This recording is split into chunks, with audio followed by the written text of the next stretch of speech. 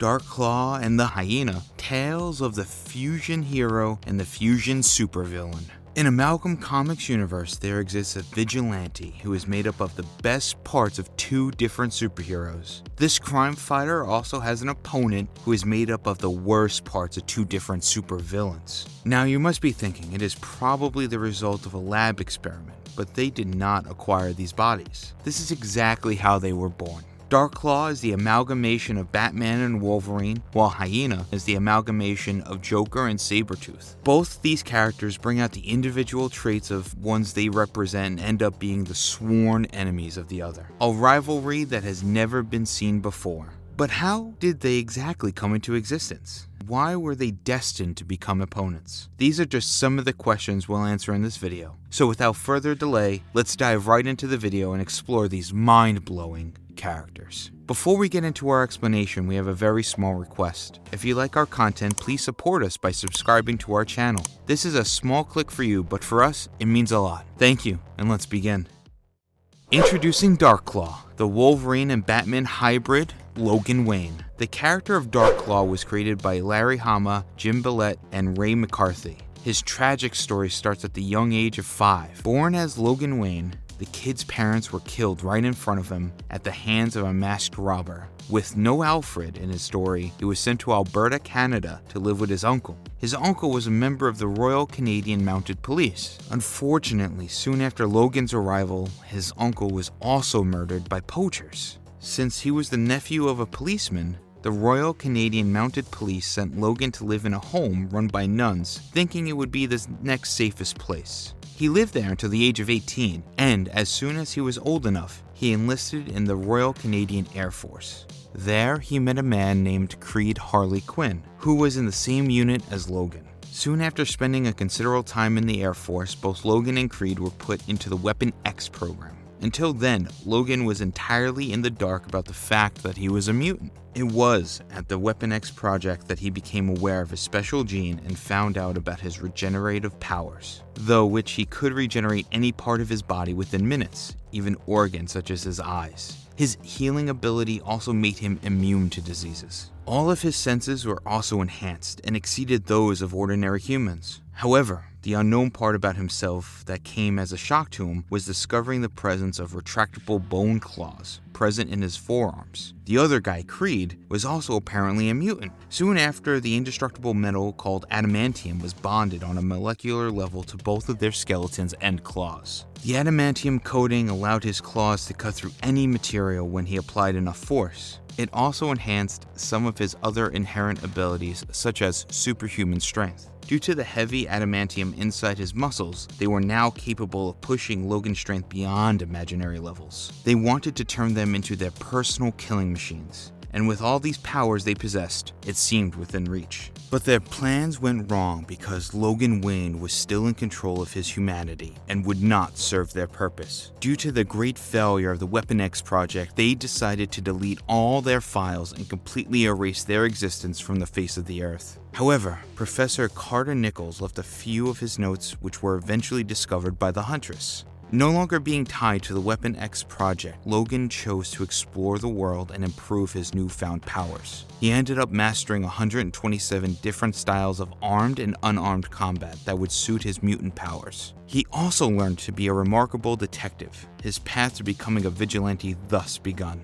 New Gotham was a lawless city that was governed by drug lords and gangsters. Logan became a successful artist upon his arrival in New Gotham. His abstract paintings were made up of wild slashes that earned him millions of dollars. So Logan Wayne decided to make New Gotham a better city by using his mutant abilities, paired with his heightened senses and the art of detective work. It allowed him to track down, capture, and punish criminals in order to defend the citizens of New Gotham. Finally, this was when he adopted the name Darkclaw and would be dressed in black and yellow outfit. Logan's constant efforts to improve his abilities bore fruit as it had now and made him the epitome of a crime fighter. As for Darkclaw, he could now outsmart his opponents. He would often take on the fake identity as Patch Malone when he wanted to gather information discreetly. He put all of his money to good use by attaining a variety of specialized gadgets. These are his utility belt, claw orangs, claw computer, claw scanner, and of course, claw radar. As for his costume, the yellow and blue clearly reflected the presence of Marvel's Wolverine, and the classic black is a touch of DC's Batman.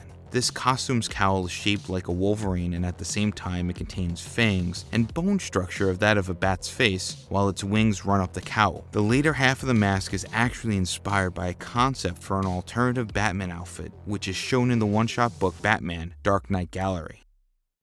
Dark Claw's nemesis, Hyena, the Psycho Killer.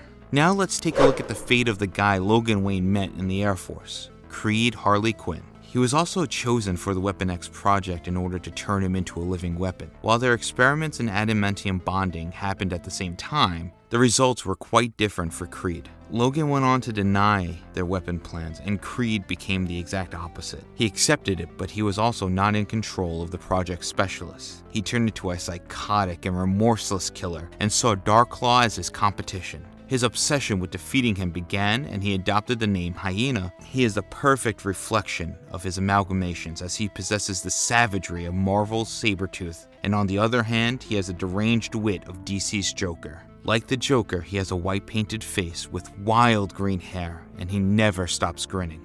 Along with that, similar to Sabertooth, he wears an orange outfit and has deadly long claws. He carries explosives, which he likes to call frolic frags, and he is also the leader of a gang called the Pack. Being a mutant gives him the same inherent powers and abilities as those of Darklaw. To top it off, his claws and different gadgets make him a very strong opponent. The fact that he also leads a whole gang of miscreants is suggestive of his ability to take control and the obsessive need to defeat Darklaw. One time, Darklaw was on a mission with his sidekick Sparrow to save the life of the president. Upon arriving at the White House, he realized that his opponent was Hyena and his mutant clan, the Pack. Hyena continued to pursue the president and ordered the Pack to deal with Darklaw and Sparrow. But Darklaw butchered more than half of Hyena's mutants and went after him. They clashed in one of the corridors and had a one-on-one fight. Darklaw was able to overpower Hyena by cutting and stabbing him. The president was saved by the hybrid vigilante, whereas Hyena fell out of a window and escaped.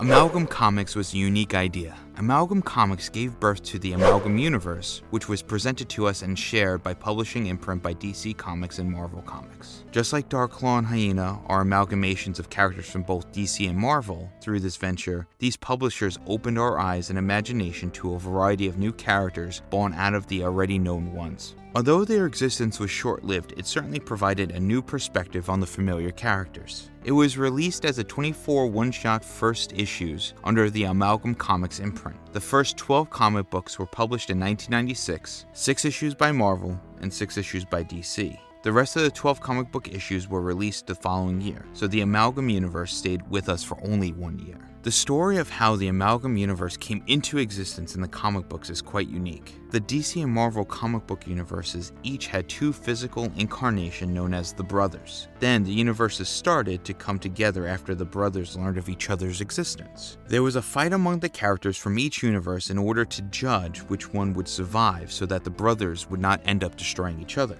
Marvel and DC then created a character that was co-owned by both called Access. Access was a character developed particularly for this event and functioned as a gatekeeper who became trapped while traveling between the 2 universes. Now, the respective characters never reached a conclusion because neither of them would back down. So the Spectre from the DC universe and the Living Tribunal from the Marvel universe formed an amalgamated universe in order to avoid their ultimate annihilation. They sort of left Access and Dr. Strange Fate in charge, as they were the only ones who would know the reality of the merge. Dr. Strange Fate is the amalgamation of Dr. Fate, Dr. Strange, and Professor X. With the assistance of the Amalgam Universe superheroes, Access was able to separate the brothers. He also put shards from the 2 universes into Batman and Captain America prior to the merge, so that later they could be used to save them. Now we know in the Amalgam Universe, Darklaw is part Batman and part Wolverine. The same can be said about another character called Super Soldier, who is part Superman and part Captain America. After a lot of effort, when Access finally found these 2 heroes, he used the power from these shards inside their bodies to grant Spectre and the Living Tribunal the ability to bring back both universes. The 2 universes were eventually separated once again through the efforts of Batman, Captain America, and Access, as they managed to convince the brothers of their worthless dispute. Exploring the comic book that brought about this nail-biting rivalry, let us explore the Amalgam Comics Legends of Darklaw, Volume 1, Issue Number 1, which was published in April 1996. The issue begins with Darklaw fighting Hyena at a newspaper printing press. Hyena left a hint for Darklaw to find him, and that is how he was lured in. But Hyena refuses to explain why he attacked the Gotham Gazette. Hyena uses his frolic frags on Darklaw as Sparrow is on standby on the roof of the building. Their fight appears to have turned in Darklaw's favor, but soon Hyena's pack arrives and starts shooting Darklaw. Luckily, he is saved by Sparrow in the Clawcopter. Meanwhile, in some other place in Gotham, we see Huntress, whose original identity is Carol Danvers. She makes a smooth entry through the window into the penthouse loft of Logan Wayne, a techno-wizard, painter, and sportsman. She crosses his art studio and makes her way into his bedroom, where she finds a lot of personal pictures of Logan. Pictures of him with his parents, in the Royal Canadian Air Force uniform, and also a photo in the same uniform with Creed Harley Quinn. She is shocked to discover that all of this, when there have been no records of him being in the Royal Canadian Air Force. She then walks into his closet where she stumbles upon a lot of spare Darklaw costumes and masks, and figures out Logan Wayne's hidden identity. Just then, Darklaw burst in through the back wall of the closet. As it turns out, there's a secret passage and an elevator behind the closet wall, which he uses to go in and out. He immediately recognizes her and sees her as a threat, as she finds out about his secret identity. The two end up getting into a fight. Darklaw has the lead.